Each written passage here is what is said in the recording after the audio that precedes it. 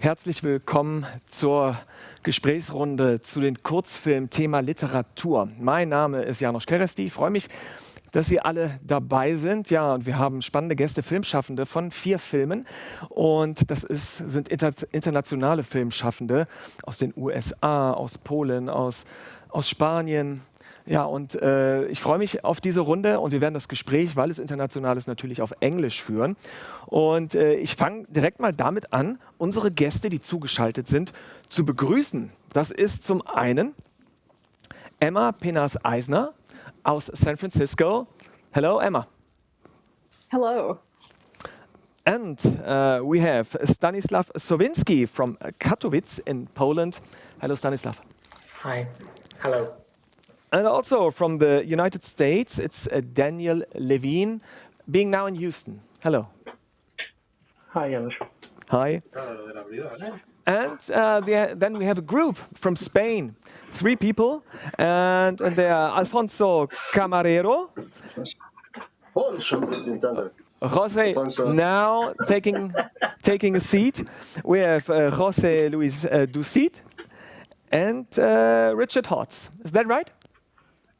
That's right. Okay, great to have you here. Yeah, it's the category literature. And my thoughts were, I mean, either if you want to sit down and have a good time, you take a book and you read and then you have literature, or you switch on the television and you see a movie or a film. So doesn't these 2 things exclude each other? How can somebody work on literature as a movie? What are your thoughts on that? Perhaps ladies first. Emma, what do you think? Thank you. I was very glad to be allowed to go first because I have a very strong opinion on this. For me, it's kind of like an adaptation. Often, this is the second film that I've made that's been based directly on a poem, and then I made one after this that was based on one of my own poems. So it's the second out of 3 total poetry films. So I have some general experience at this point, I guess, in this kind of filmmaking. And I honestly think that film is very different, and in the same way that it doesn't really work to just directly put a book, word for word into film, and one has to adapt the story to be filmic in nature and to be visual. One has to do the same thing for a poem. So I think you're creating like a third separate thing, basically. It's not a poem by itself, and it's not just a cinematic work. It's an interworking between 2 things, but it's not just a combination, it's a adaptation, basically. So that's my view on it. I mean, I guess that doesn't really encapsulate all literature, but I can't comment on other non-poetic literature. So yeah, but very interesting. What are your thoughts about that? I look at Stanislav now. Yeah, well, actually, I think that literature and film are 2 very different things for me. And this is probably something that you need to choose your tool when you are making something. And the literature has its own specifics, and the film has its own specifics. So that should be chosen for your task, especially what you want to. Are they totally different, or are they like, I don't know, like crossovers or connections of these 2 things? Well, I think that sure there are some connections, and I love the theory by Andrei Tarkovsky that he was just saying that the cinema is something synthetic in its nature, and of course there are many connections to other arts, but I would say that cinema has its own language as for today already, that is still developing, and when we deal with cinema, it's something different than literature. For sure. Daniel, when you made your film, what is it based on that it's in the topic literature? What makes it a film that has to be in the category literature?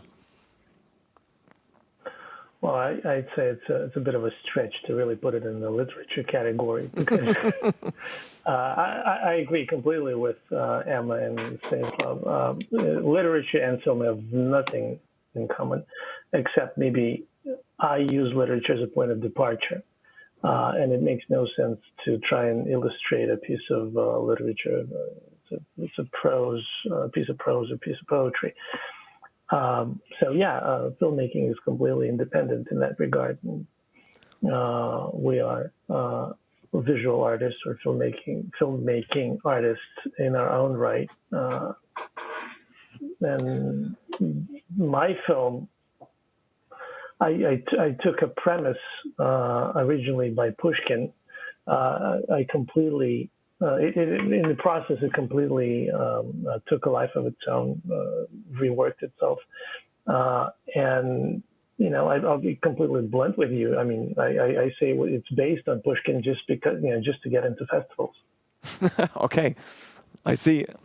You know, to the crew in Spain, I mean, it's tough to say it's literature your film is based on. I mean, it sounds more like an instruction manual for people who have to sell milk.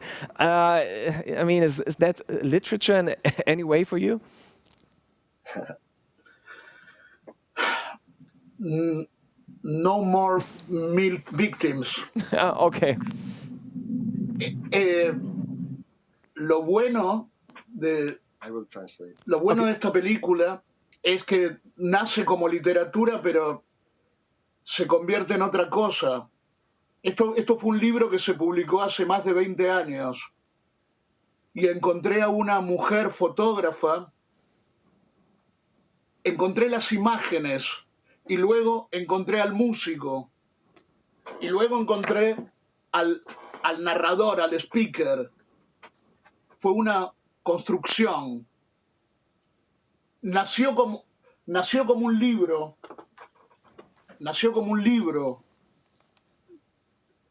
Pero el resultado no es literatura. Es el choque de fotografía, música, audio, la palabra hablada.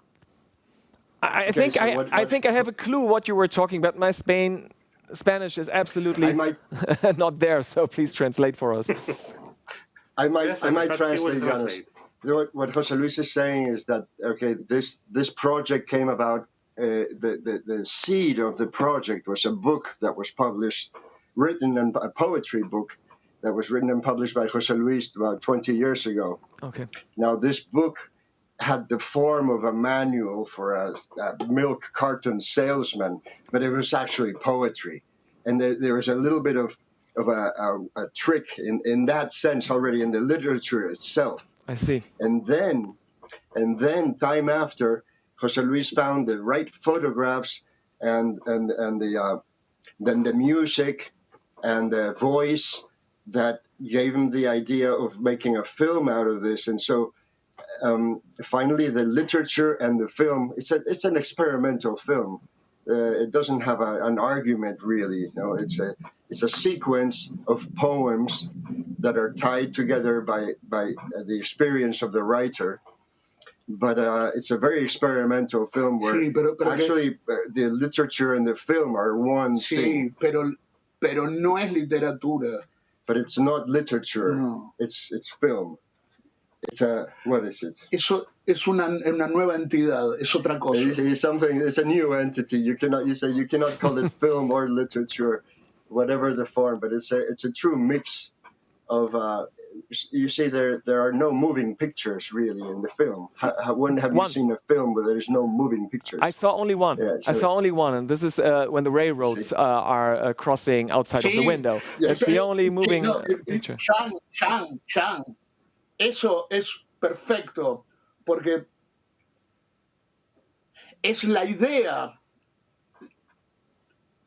Toda la película es la idea de una película que no ves. Dile eso. He's saying, literal translation, the whole film is an idea of a film that you cannot see. Pero hay una prueba. One trial. Lo que dijiste tú, Chan. What you just said. Entonces, el espectador, where the spectator imagina, es like fill in the blanks, imagina las otras películas. Solo hay una prueba de una película que existe, ¿entiendes? De una imagen que sí se mueve. that is, it's like how you demonstrate by exception. It's all still pictures, but there is one moving picture. It's like a great joke, and you must imagine the rest of the movie. This is the key of the question. Okay. You have still pictures, so you have to imagine the movie. You have to imagine. What I thought, I'm sorry, as somebody who sees the movie, your movie, you're only working with pictures and with stills, yeah? And it gets me in a more active role while I'm listening to the narrator. I choose what I see in the picture. I thought, okay, I'm more active than passive, and I see the scenes. And that's an interesting role. And when we talk about literature, perhaps we see the words, we see how it is composed, and perhaps we can skip back to a sentence or something like that. And I would like to ask the other filmmakers, like Daniel, yeah. If I read a book and there's a passage that I like very much, I can skip back to it. As a filmmaker, you have a scene that you think about, something that is important. That's why you film it, perhaps a detail. I think about the young lady and the cowboy boots. First, she denies to take the boots. In the end, I think she wears the boots. This is a detail that came to my mind and that sticked out. How is it for you as a filmmaker to emphasize here, spectator, look at audience, look at this detail. It's important that you don't miss it. Is it like stressful for you that if something is like important for you that somebody doesn't miss it because it's key to the film? Yeah, I mean, you construct a character in film just like you would in literature. I guess I've never written anything that would count as literary, and I've never published anything. But I imagine that this is how I've read books, so I kind of have an idea of how writers work. It's the same thing with movies. You create characters to the best of your ability, and you give them things that are important to them at the moment, and how you do it. There's a toolbox of things to draw the audience's attention to it. What interests me in this panel between poetry and cinema is how you create poetry in cinema, and what does it mean when people say, well, such and such movie is poetic. I mean, Tarkovsky's films are poetic. What the hell does that mean? Parmigiano's movies are poetic. I mean, what does that mean? And I'm trying to find my way around the language of cinema, and I guess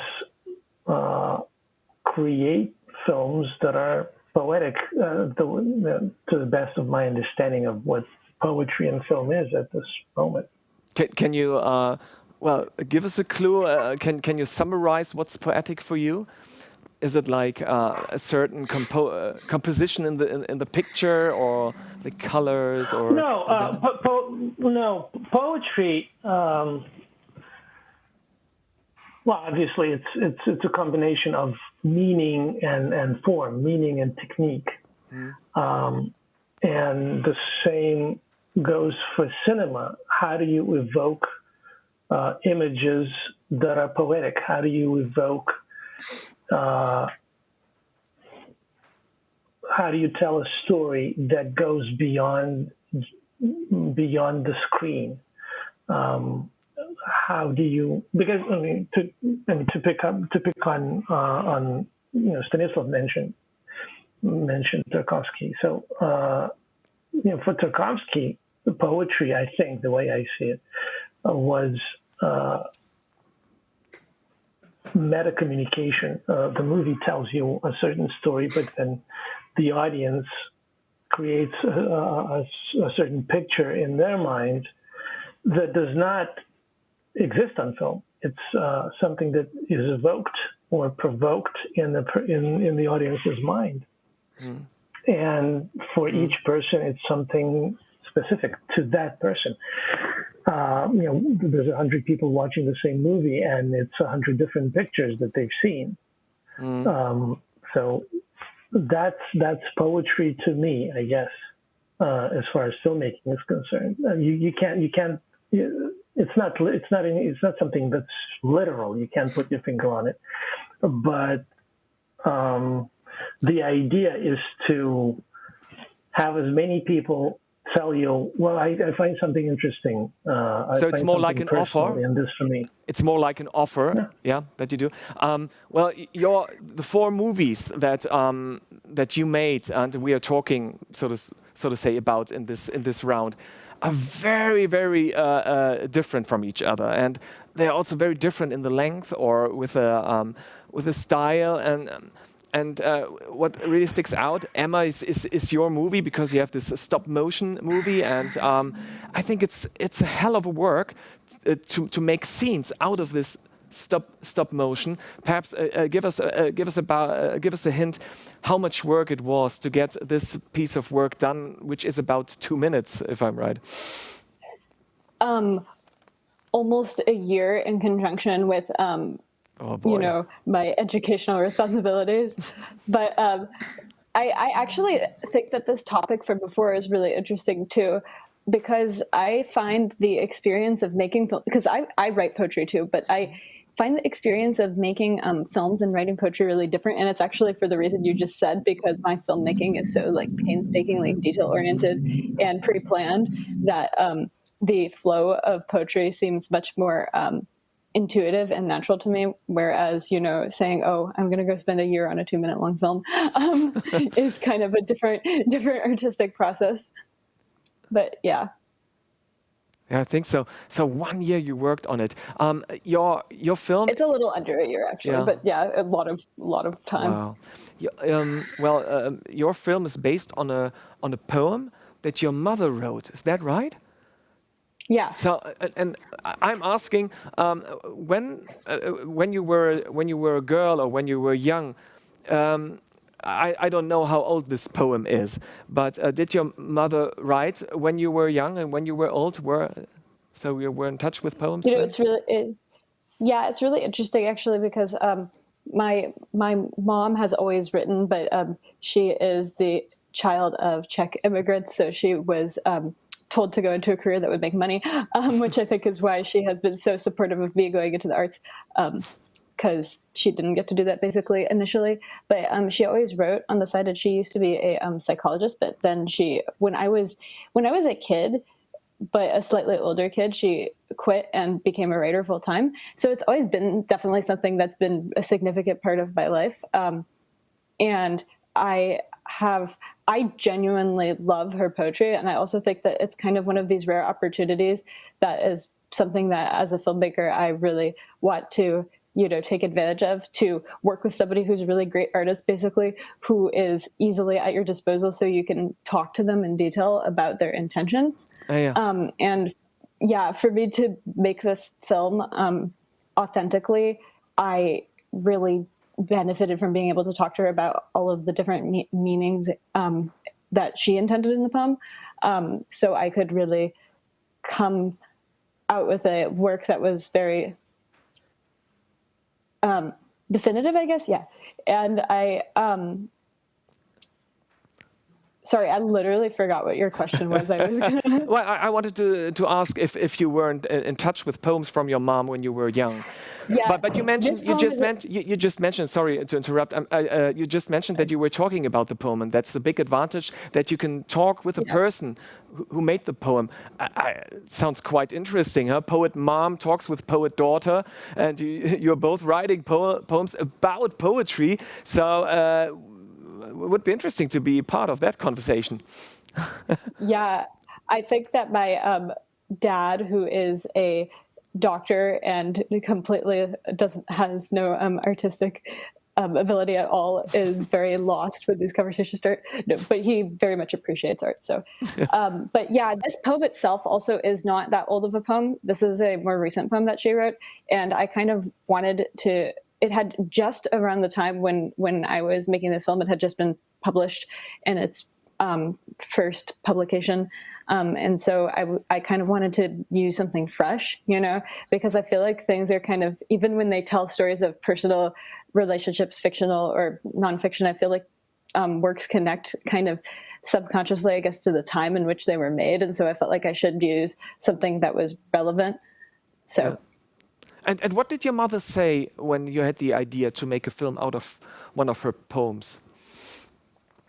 This is my second time at making a film out of one of her poems. Both times she's been very enthusiastic. And but she said to me, isn't it a bit short?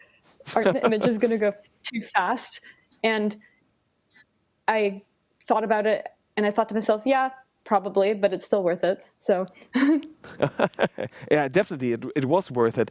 Of course, yeah. You took the poem from your mom, from your mom, Mrs. Eisner.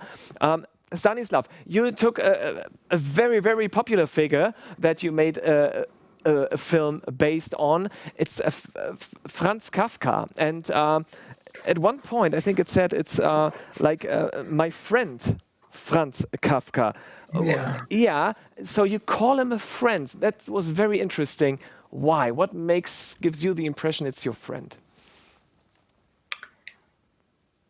Well, I used to spend many days, months, and years reading and rereading his books, and I think that it is very interesting because mostly I loved Kafka's works for his short prose and not the biggest ones that are commonly loved, like, The Castle and the other things like The America. Yep. And the third one, I don't remember now. But I loved the sense of poetry in these short stories. And I think that in a way or another, Kafka was also a poet, as he was extremely poetic and he was using many images that are not usual. And there is a new meaning which is born very often between his lines, between his images, between his words, just like he was connecting this in such a unusual way for me. This is why I also felt many things just like it was described in those stories, and that touched me very, very much. I mean, it's quite a task to try to put the feeling or the atmosphere that Kafka creates. I mean, he's very, I hope it's the right word, very iconic or very, he sticks out with his style, so to say. To transform it into a film and to create this atmosphere around a person. I think it worked very well. I'm not a Kafka specialist. Of course, I read some things about him, but this feeling of being close to the people, I mean, the situation that he sits in the bus, but on the other hand, totally disconnected, and he doesn't know, he cannot he doesn't know what's going on really around him. That was the feeling I had when I saw it. And this is something I remember. I read I don't know what's the translation in English exactly is. It's perhaps like the trial or the process where a person is yes. Yeah. I mean, he's there. He doesn't know the reason why, and but he has to go through all this process. And your passenger, he's in the bus. It seems to me he doesn't have a clue where he gets in the bus or where he gets off or who is with him in the bus. Is that right? Yes, exactly, and that is the way Kafka's works exist. Yeah, and I think what was we actually do not need to know write anything on the main character, but we need to get his feelings, and this is what is important. Now we are talking about human itself. Yeah, humanity. Yeah, human itself. Well, a very, very nice piece of work. Of course, you dedicate much time in your work, as everybody does who works, and you have some things going through your mind, I suppose, when you make your films. What kind of is your expectation when somebody saw your film and it's finished? Daniel, you mentioned, I hope there are some thoughts occurring coming up in the persons, like they take something they can connect with their lives. Is that the goal when you make a film? Or is it the entertaining during the film, or is it a mixture? Well, it's a little bit of both. Obviously, I haven't seen the other three films. I wish I did. But I have a feeling that none of us are here for the Marvel studio type of entertainment. We're here to make something intelligent, and to, I guess, talk to the audience. These are not mass-produced films that appeal to a huge audience. These are small movies that talk to a very limited audience, and my objective is to reach a handful of people, and hopefully they find something in what I have to say that's enlightening, or perhaps satisfying, aesthetically, philosophically, on a human level, and that's plenty, I think. What was interesting, we talked about Kafka and the one person in the bus that seems like alienated. The main character in your movie, this young woman, she is like in between as well. I would not dare to say it's Kafkaesque, that's not, but she's a little bit like lost. She seems like she's disconnected with the group she's traveling with, and it seems like she's searching for a new place to be, or it gets very clear that she turns her back on the group. She always behaves like she doesn't belong there, and it's obviously a group of Russian people being in Texas or in rural America. And I read about you that you have Russian roots, but living in Texas. Correct. Is this like a little, like a clash of civilizations there? Are these like two worlds that are far apart that come together there? The Russian way of life and the American in Texas? Not really. The reason these characters are Russian was because I wanted foreigners to be placed in an environment where they couldn't speak the native language, because I wanted the movie to be quote unquote silent, no dialogue. Yeah. And Russian actors, what I was able to secure and find. Otherwise, there's really no connection to Russia. I needed a reason for them to be no dialogue.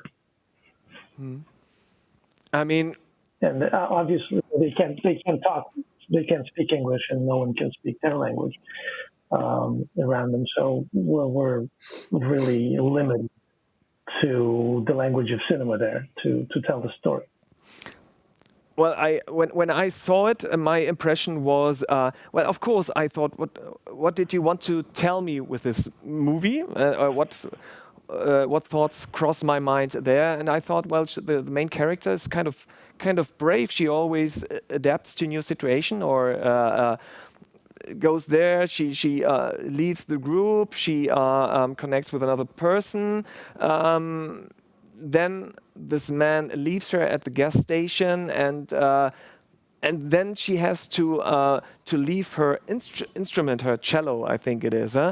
She has to leave it behind. Like she loses more and more of her identity to go forward. And I was asking myself, wow, would I be willing to do that? Is that a question that, well, you are, that you wanted to raise with this film a little bit? Well, no, if I tell you what I wanted to say with the movie, it would defeat the purpose, really. Because I want you to have your own connection. But So, but no, there's definitely there was definitely a very specific story behind the character, and it resonates. Sometimes it does with people who watch the film. To me, she is a person with no objective. She makes choices out of impulse. She has no direction in her life, and that's why she gives up first on human relations and then on her art, which seemed at the beginning was her calling, but it's we give up on our calling way too easily, and this is what she does. Okay. So I don't want to stick further on this point. What did you mean? But well, that's a good explanation, and well, it had an effect on me, obviously. Now I want to talk again about Selected Milk, the movie that you made, where you said it's more like you don't exactly know if it's a movie because it's only these pictures. What stood out to me, we heard the others are very reduced in the dialogues. There's not much spoken word in the film. In your film is. It's in Selected Milk. It's a narrator, and you really have to be concentrated because he's like talking to the audience, and he does it not very. How can you say? It's not very like an emotional speech. It's more like, as you said, like a manual, and it's so distanced. Yeah, but somehow it's like, well.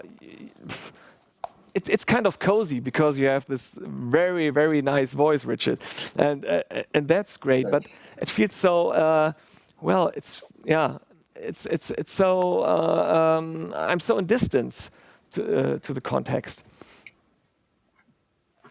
Well, it's the poetry. It's poetry itself. Yeah. We are reading poetry, and then it's the work of that's his poetry, but then it's the work of the music and the pictures is what brings it together. Yeah, and that is the job of the director. See, I'm only the voice, but really the idea and the concept and how it comes together, it's the combination of the original poetry and the miraculous idea of how to put this in a different format to show. ¿Sabes? János. Yeah, János. Yeah. ¿Sabes? La sorpresa del hallazgo, ¿cómo se dice? The surprise of the finding or the discovery. Es de un manual para promotoras que venden leche en un supermercado. Yeah, it's a manual for a milk carton salesman. Yeah. But the voice de ese comprador imaginario. The voice of that imaginary buyer. Yeah. Es terrible. It's horrible. Y entonces la mezcla de lo puro de la leche, de la idea de la madre, del amor de la madre. Yeah, he's mixing the concept of milk, of the maternal love, with the and the buyer, ¿no? El comprador. Ese ruido, esa distorsión, eso es la sorpresa. Lo interesante. The surprise is the distortion between the idea of the salesman and the mother's milk. Una cosa. Interesting. Go. Sí, no. Lo único interesante que tiene la película es, de verdad, es... A ver, excuse me for my poorest English. No, Although I don't esta speak idea Spanish, it's lovely to listen to you because you're describing it so. No, pero mira, Such- esta idea, so lively. esta idea, mira, esta idea. This movie is like the mother of the Kafka's friend who take milk in Texas, like some of this. The Schumacher is like the enemies of the COVID. El tema es que hicimos un grupo de rock y esa es la canción. Esa es la. Explícale esto. Que lo que hicimos fue una mezcla. Por favor, explícale que lo que hicimos fue... Es realmente, a ver, lo digo así, es colectiva esta película. Sí, es colectiva. Sí que hay un director. I definitely need a translation for that. Sí, yo también. A ver, He says that the miracle of the film is that he was able to find a way of bringing this poetry into a different format with the words and the images.